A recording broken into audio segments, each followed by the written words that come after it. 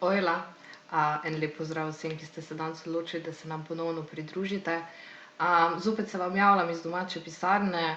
Zdaj smo že tretji teden v samoizolaciji, v karanteni, kakorkoli bomo oziroma boste to definirali.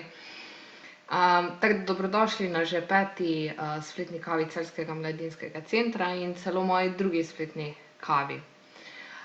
Zdaj počakali bomo še malo, da vidimo, kdo vse se nam bo pridružil, da imate vsi čas, da se lahko povežete, da se nam lahko pridružite. Seveda, da vsi, ki ste že z nami, da si lahko privoščite kakšno, da si lahko še skuhate kakšno kavo ali pa čaj ali pa karkoli podobnega, če še do zdaj niste uspeli. V tem času mogoče sam, kdo sem. Za vse tiste, ki me ne poznate, sem Senta, sem zaposlena v Celjskem mladinskem centru in se pretežno ukvarjam z organizacijo različnih dogodkov in pa aktivnosti. Seveda pred tem časom, pred karanteno, pred samoizolacijo smo dogodke organizirali pri nas, sedaj pa pač se nekako selimo na splet. Pretekli teden ali pa pred 14 dnevi sem že govorila o organizaciji online dogodkov in v bistvu že tam sem nekako omenila pomen promocije.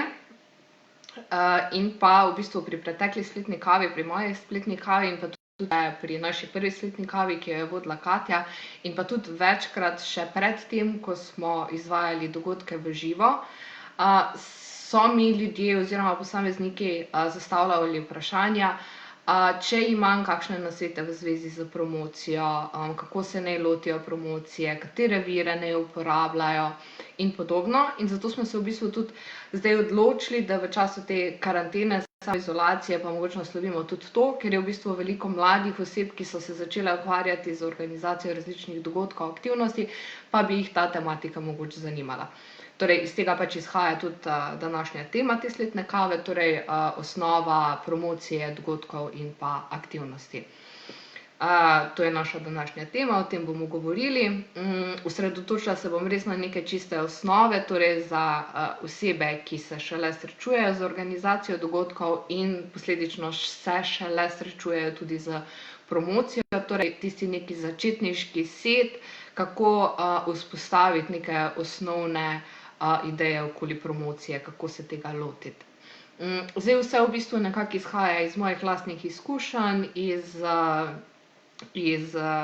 mojega lastnega dela, torej kaj sem jaz zasledila, kaj deluje za mene, in v bistvu nekako upam, da bo komu prišlo prav, da bo komu koristilo, da bojo nasveti uporabni in da se bo kdo kaj iz tega naučil. Zdaj seveda lahko mi kdo kaj pomaha, kaj napiše, kak thumbs up, smiley face, karkoli od tega, tako da bom vedela, da se slišimo in da se vidimo.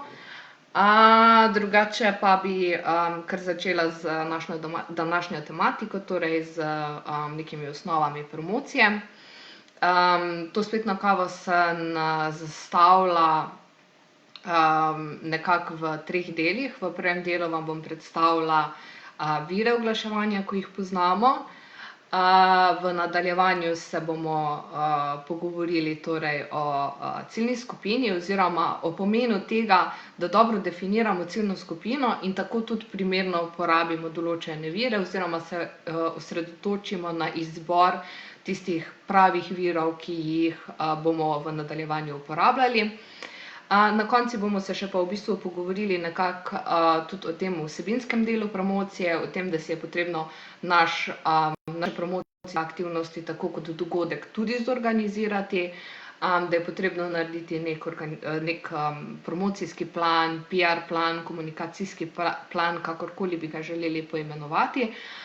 In torej ga bomo naslovili tudi malo bolj vsebinsko, kaj nekako zapišemo v te zadeve, zato da bomo potem v nadaljevanju lahko naš promocijski plan izpeljali in tudi uporabljali. Zdaj vidim, da se slišimo, vidim, da se vidimo, tako da jaz bi kar začela. Torej, če začnem kar z temi viri oglaševanja, sama nekako prepoznavam oziroma bi jih razdelila v 4 različne skupine.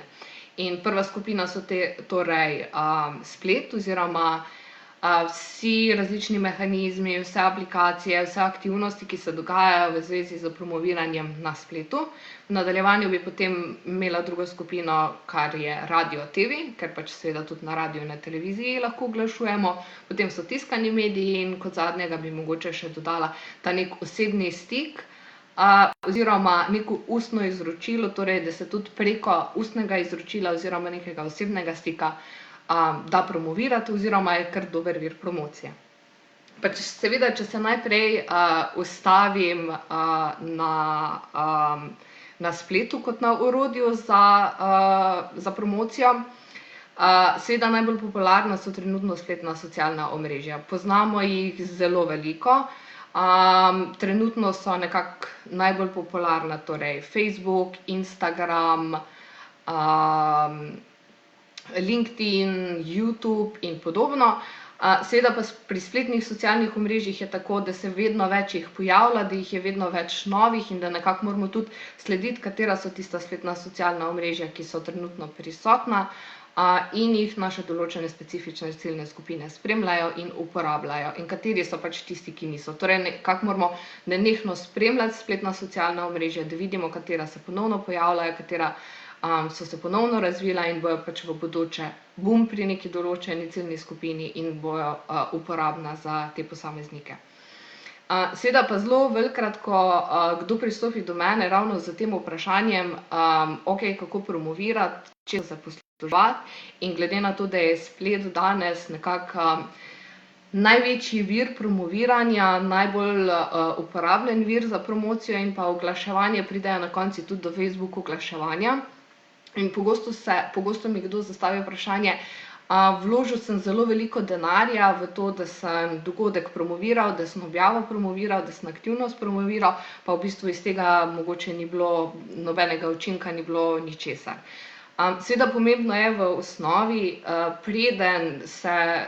preden začnemo uporabljati neka bolj napredna orodja, ki nam jih spletna socialna omrežja omogočajo, da naredimo osnovo. In osnova je izgradnja dobre aktivne baze posameznikov, ki tvoje spletno socialno omrežje spremljajo. Torej, če govorimo o Instagramu, če govorimo o Facebooku ali pa o katerikoli drugi spletni platformi, ki jo uporabljamo za namene oglaševanja, ali pa tudi v spletni strani, če jo uporabljamo za namene spletnega oglaševanja, je seveda najprej zelo pomembno, da nekako naredimo dobro bazo posameznikov, ki spremljajo to stran, bodisi je to stran na Facebooku ali spletna stran ali Instagram stran in so na tej strani tudi aktivni.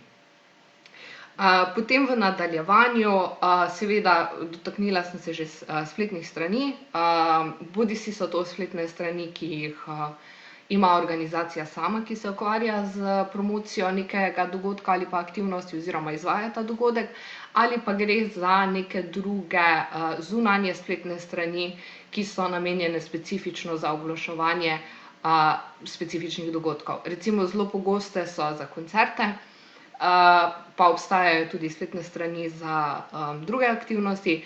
Pomembno je seveda, da te spletne strani najdemo in da se nekako poskušamo povezati z njimi in oglaševati tudi na njihovi spletni strani, ker seveda oni že imajo razvito bazo posameznikov, že imajo razvito neko aktivno participacijo ljudi, ki so aktivni tam in na redni bazi te zadeve spremljajo in bojo seveda prej opazili nek dogodek na njihovi spletni strani, kot bi mogoče na tvoji spletni strani. Torej, potem v nadaljevanju obstaja seveda še tudi Google in vse možnosti, ki nam jih Google nudi za oglaševanje.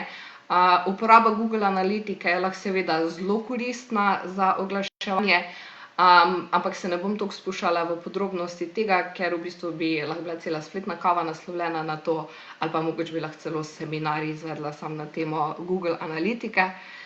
Tako da mogoče, če gremo naprej, zelo koristni so tudi različni forumi in pa blogi.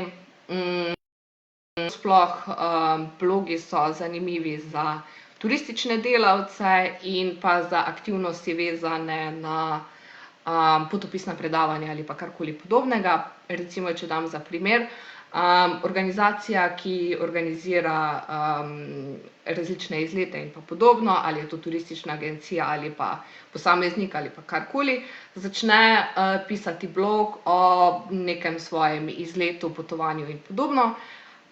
In v bistvu hkrati v tem blogu vabi še na potopisno predavanje, ki bo potekalo recimo v kavarni ali pa kjerkoli drugje. Ljudje se seveda tega potopisnega predavanja udeležijo, ker so najprej neki teaser prebrali v blogu in jih zanima več in so prišli torej še na potopisno predavanje in na koncu se vse skupaj zaključi, ker so tam ljudje, ki pač seveda predavajo in so zaposleni recimo na turistični agenciji in potem lahko posameznike, ki so zainteresirani, seveda povabijo in jim prodajo svoj artikel, ki je recimo potovanje. Nekaj v tem smislu. Kot zadnjega bi, oziroma predzadnjega bi v tem sklopu nekih spletnih virov oglaševanja omenila tudi različne spletne portale, ki obstajajo. Zaznavamo, da pač tiskani viri, torej časopisi, revije nekako zamirajo in da se vsi članki in oglaševanje, ki je nekako prej potekalo v časopisih in v revijah, prestavlja na splet. Torej, članki se berejo na spletu, revije se berejo na spletu, oglasi se berejo na spletu, tako da v bistvu je zelo fajn, da tudi identificiramo te različne portale, ki obstajajo na spletu za lokalno skupnost ali pa tudi širše, če želimo nagovoriti širše. In te portale smiselno uporabimo, da oglašujemo tudi pri njih, torej preko člankov, postov, banerjev ali pa karkoli podobnega. Kot zadnje v tem sklopu spletnega oglaševanja bi omenila še mailing liste.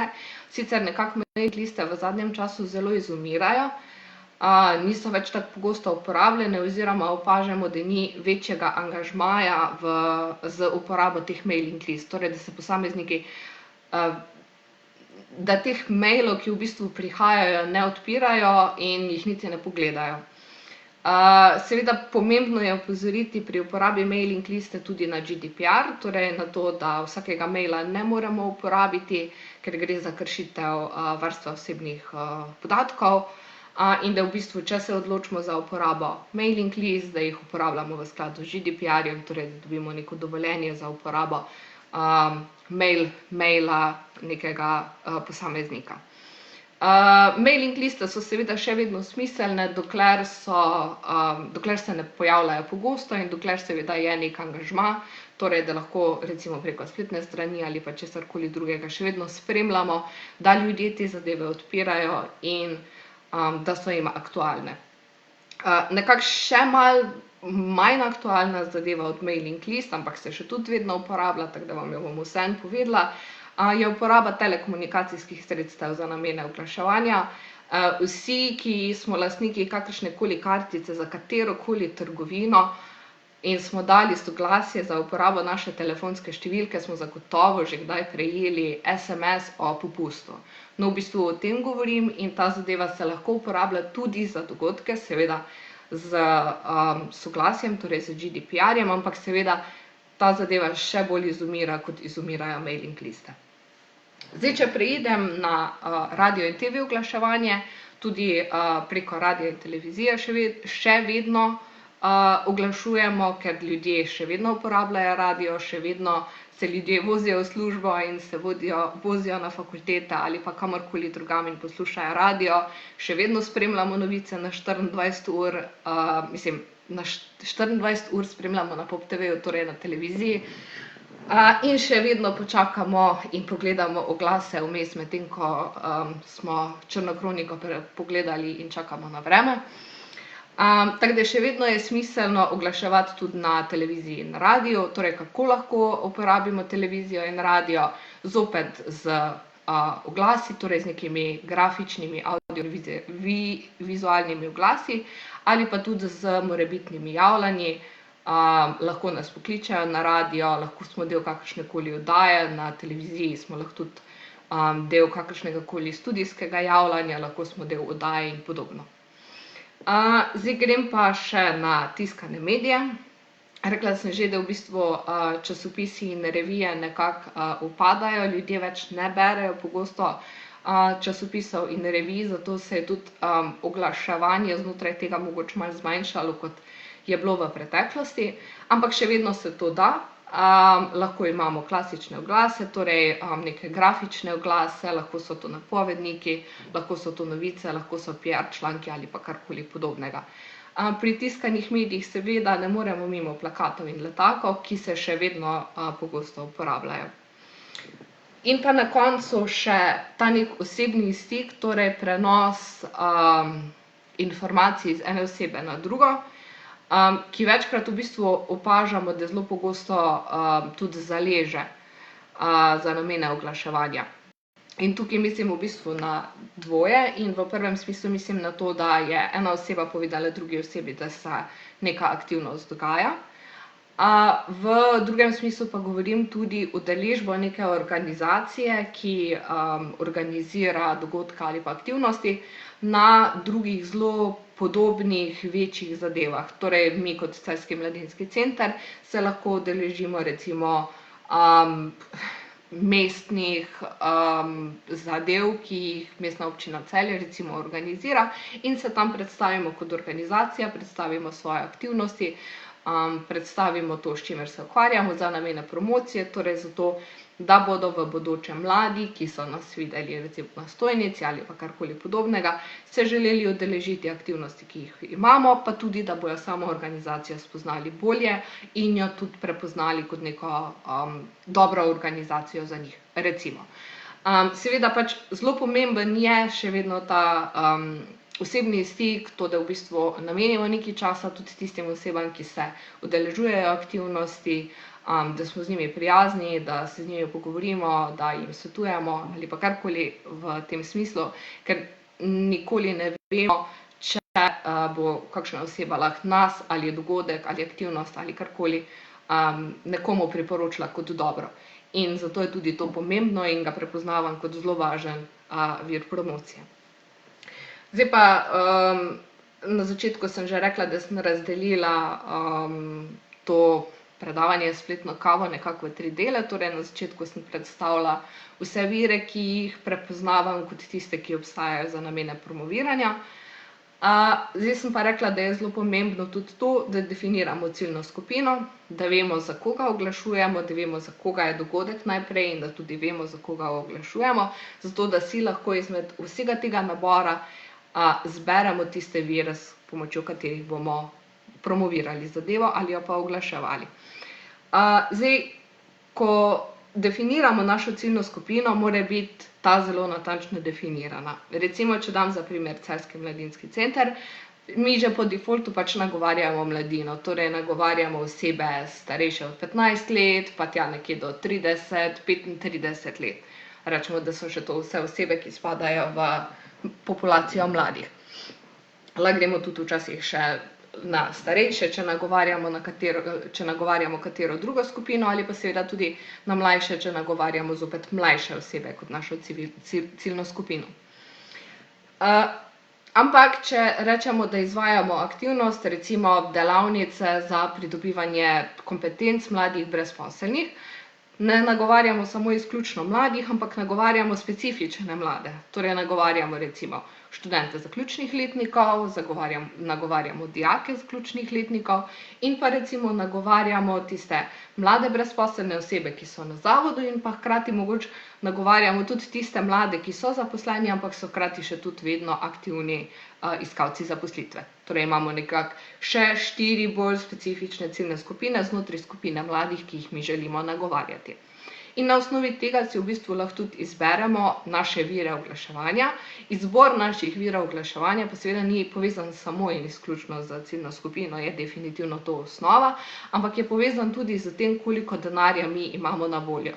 Ker če želimo oglaševati z vsemi mediji možnimi, torej uporabiti vse možne vire, nas bo to stalo zelo veliko. In večkrat se nam zgodi, da za kaj takega nimamo niti denarja, da imamo manj finančnih sredstev, ki so za nas na voljo in jih moramo tudi racionalno razporediti.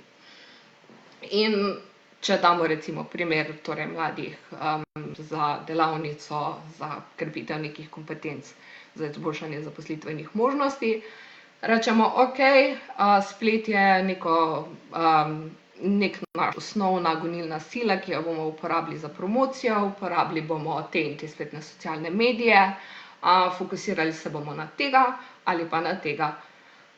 In v bistvu imamo ta del pokrit. Potem pa rečemo v nadaljevanju, kaj pa radio pa televizija, pa si mislimo, televizija je mogoče res malo predraga, nimamo budžeta za to, pa rečemo, bomo pa oglaševali na radiju, ker je mogoče ta malo cenejši, pa potem nekako nagruntamo, da ker so študenti še vedno vozijo na fakultete ali pa dijaki se še vedno vozijo v šolo, pa brezposelni še tudi vedno uporabljajo avto, bomo oglaševali na radiju, pa se pa mogoče odločimo še za neko omejeno časovno obdobje za promocijo znotraj tiskanih medijev, se odločimo za eno revijo, v kateri bomo oglaševali, in je to, recimo. In ko imamo v bistvu definirane vse te naše različne vire promocije, lahko v bistvu gremo na to zadnjo točko, ki je nekoliko bolj vsebinsko poglobljena, in tukaj gre za sestavo nekega komunikacijskega načrta promocije. Seveda gre za to, da naredimo nekako časovnico. Torej, odločimo se, da bomo recimo začeli z izvajanjem promocije 1. maja, in bomo oglaševali recimo do 28. maja, ker imamo 28. maja aktivnost in se takrat seveda vse zaključi. In v tej naši časovnici, v tem našem časovnem razporedu, nekako se odločimo, da bomo razporedili oglaševanje preko spletnih socialnih medijev tekom celotnega časa, torej od 1. maja do 28. maja bomo mi uporabljali spletna socialna omrežja vsak dan ali pa na razmiku 4 dni ali pa na razmiku 2 dni, kakorkoli, ali pa bomo na začetku predno uporabljali enkrat na teden, pa potem bomo uporabljali 2-krat na teden, pa potem recimo 3-krat na teden, na koncu pa vsak dan. Pa potem zopet damo ostale vire v to časovnico, torej uporabljali bomo radijski oglas, ki se bo začel vrteti 18. maja in se bo vrtel do 28. maja. Tiskane medije bomo uporabljali, ki se bojo začeli uporabljati teden dni pred samim dogodkom. Recimo, torej imamo neko časovnico, imamo zabeleženo stanje, od kdaj do kdaj bomo uporabljali in od kdaj do kdaj bo na nekem specifičnem mediju, na nekem specifičnem viru naše oglaševanje fokusirano. Seveda pa je tu pomembna tudi vsebina in pa priprava te vsebine, in zato je tudi pomemben naš komunikacijski plan in pa to, da si v bistvu nekako naredimo neko časovnico. Ko mi vemo približno, kdaj bomo na nekem viru promovirali neko zadevo, moramo si tudi planirati, kaj bomo takrat uporabili, torej kakšno vsebino bomo uporabili za nek specifičen termin. In to je zelo pomembno tudi v sami fazi nekega planiranja našega promocijskega načrta, ker večkrat imamo neke zunanje izvajalce, ki nam pripravljajo naše promocijske vsebine. Recimo imamo grafičnega oblikovalca, ki nam pripravi grafike, pa imamo recimo radijca, ki nam pripravi oglas, mi moramo samo zapisati, kaj mi želimo, da se nam pove. Recimo se odločimo, da bomo posneli video, ki ga je potrebno predhodno posneti, zato da ga na nek specifičen datum lahko uporabimo in podobno. Torej, v tem našem komunikacijskem planu moramo narediti tudi vsebinski plan, torej to, kaj bomo povedali, kaj bomo uporabili. Lahko je zelo specifičen, lahko si napišemo stavke tega, kar bomo objavili na nekih specifičnih spletnih socialnih omrežjih in damo zraven tudi sliko. Lahko je manj specifično, lahko si naredimo tudi samo kot plan, na en datum moram pripraviti to, zato ker čez en dan bom v bistvu to vsebino potreboval, ker jo bom objavil. To je čisto odvisno od posameznika, koliko v bistvu ste rigorozni ali pa koliko natančni želite biti pri tem vašem organizacijskem planu. Torej, koliko se zanesete dejansko na to, ali se boste spomnili ali se ne boste spomnili neke zadeve urediti. Tako da v bistvu to je to, kar se tiče nekih osnov promocije. Torej, govorila sem o različnih virih, ki jih lahko uporabljamo za namene promocije, in sem definirala splet kot eno izmed poglavitnih virov za namene oglaševanja in promoviranja v tem našem času. Specifično se največ uporabljajo spletna socialna omrežja. V nadaljevanju sem potem definirala tudi radio in pa TV kot možna vira za oglaševanje, potem smo govorili o tiskanih medijih in pa o tem nekem osebnem stiku, predajanja informacij na osebni ravni.